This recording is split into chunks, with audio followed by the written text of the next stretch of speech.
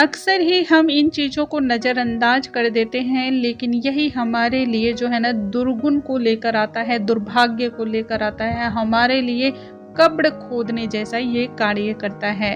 जिस भी घर में पति अपनी पत्नियों से ये 3 कार्य करवाते हैं, उस घर में सदैव के लिए दरिद्रता का वास होता है, माँ लक्ष्मी रूठ जाती हैं, घर में तरक्की नहीं हो पाती है, या फिर हमेशा कोई न कोई प्रकार की बाधा उत्पन्न रहती है।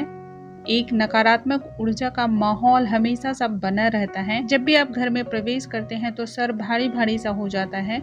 आप मेहनत तो बहुत करते हैं, लेकिन उसके बावजूद भी तरक्की आपकी रुक जाती है, कामयाबी नहीं मिल पाती है। यदि आपका कार्य या व्यवसाय अच्छा चल भी रहा हो तो भी आपके व्यर्थ के पैसे खर्च होते रहते हैं।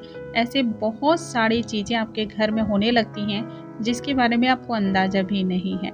आज के इस वीडियो में हम जानेंगे घर में मौजूद जो पति और पत्नी का जो ये सुंदर सा मेल है, ये सुंदर सा जो रिश्ता भगवान ने बनाया है, ऐसे में हमें कौन सी गलती ऐसी है जो पतियों को समझानी चाहिए, नहीं करने देनी चाहिए। ऐसा गलती पतियों को भूल से भी नहीं करना चाहिए। दोस्तों, हम आज के इस वीडियो में इसके बारे में ही जानेंगे। आइए चर्चा करते हैं। नमस्कार दोस्तों, कैसे हैं आप सभी। उम्मीद करती हूँ आप सभी स्वस्थ होंगे, सुरक्षित होंगे और आप सभी को उत्तम भविष्य की कामना करते हुए आज का ये वीडियो स्टार्ट करती हूँ। जैसा कि हम सभी जानते हैं, घर में माँ, बहन, बेटी या बहन, ये सभी रिश्ते जो होते हैं, ये सभी रिश्तों में माँ पार्वती का वास होता है, जगत जननी का वास माना जाता है। जिस घर में भी स्त्रियां सजती हैं, संवरती हैं, घरों को संवारती हैं, प्यार से और मीठी बोली के साथ रहती हैं, उस घर में सदैव माँ लक्ष्मी का वास होता है। ऐसे घर से कभी भी माँ लक्ष्मी नहीं रूठती हैं। लेकिन फिर भी पतियों की कुछ गलती ऐसी होती हैं कि पत्नियों के द्वारा किए गए लाख उपाय, लाखों यत्न करने के बाद भी घर में परेशानियां पीछा नहीं छोड़ती हैं।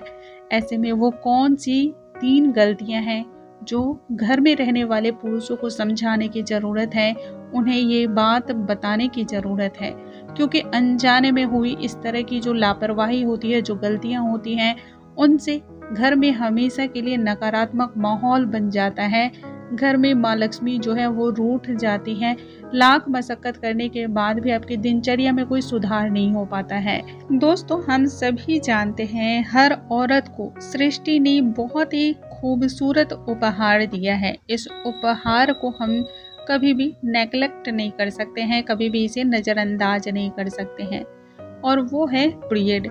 पीरियड सुनने में थोड़ा सा अजीब लगता है, लोग संकोच भी करते हैं इसके बारे में बातें करने से भी, लेकिन यही वो रास्ता है जिसके द्वारा प्रजनन शक्ति जो है वो बहुत ही मजबूत होती है। सृष्टि का ये कार्य सुचारू रूप से आगे बढ़ता जाता है, परिवार में वंश वृद्धि होती है। अगर ये ना होता तो शायद हम नहीं होते। इसलिए ये बहुत ही खूबसूरत सा शब्द है। पीरियड के दौरान जो भी घर में पुरुष हैं, जो भी हमारे घर में मुखिया के तौर पर हैं, पति हैं, पिता हैं, जो भी हैं, आप याद रखें उस दौरान में घर की जो पूजा पाठ की जिम्मेदारी होती है उसे वो पूरी तरह अपना ले।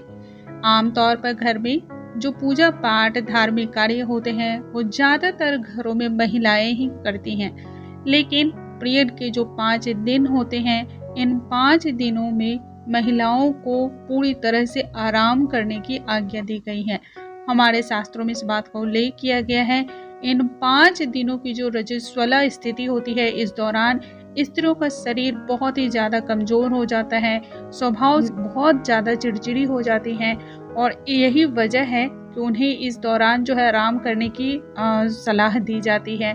शास्त्रों में इस बात की आज्ञा दी गई है कि उन्हें इस दौरान जो है अधिक से अधिक आराम करना चाहिए।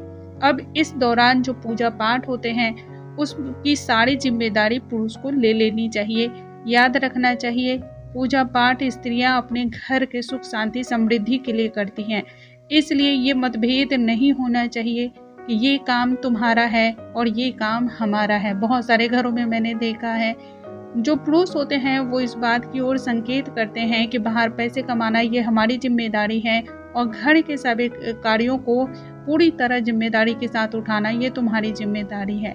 मूलतः ये कारण, यदि आप घर में रहती हों तो ये कार्य जरूर अपने कंधों पर उठाना चाहिए, अन्यथा कुछ विशेष दिनों में इन कार्यों को घर के पतियों को भी समझना चाहिए।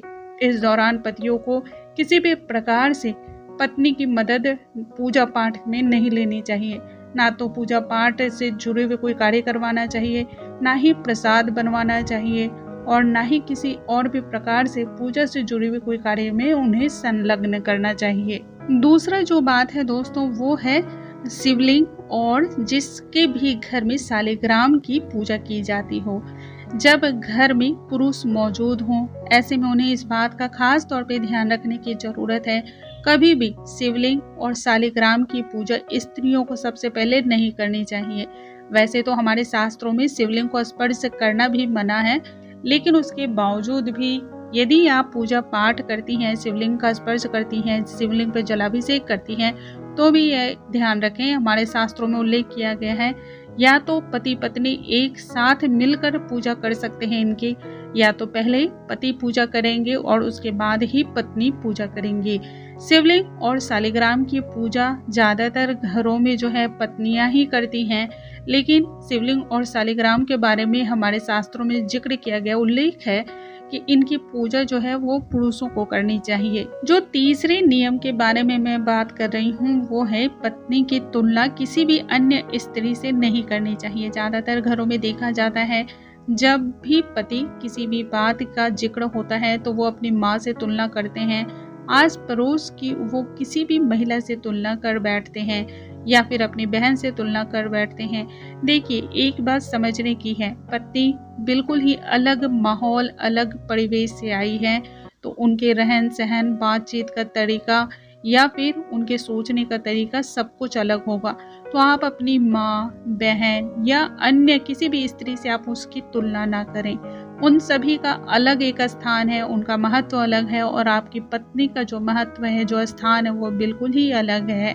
हमारे धर्म ग्रंथों में पत्नी की तुलना किसी अन्य स्त्री के साथ करना बहुत ही अपमानजनक बात बताई जाती है। कहा जाता है जिस भी घर में पुरुष इस तरह की गलती करते हैं उस घर में लाख बरकत हो जाए, लाखों पैसे आ जाए, रुपये आ जाए, धन दौलत की बरसात हो जाए, लेकिन उस घर में शांति जो है बिल्कुल टिकती नहीं है।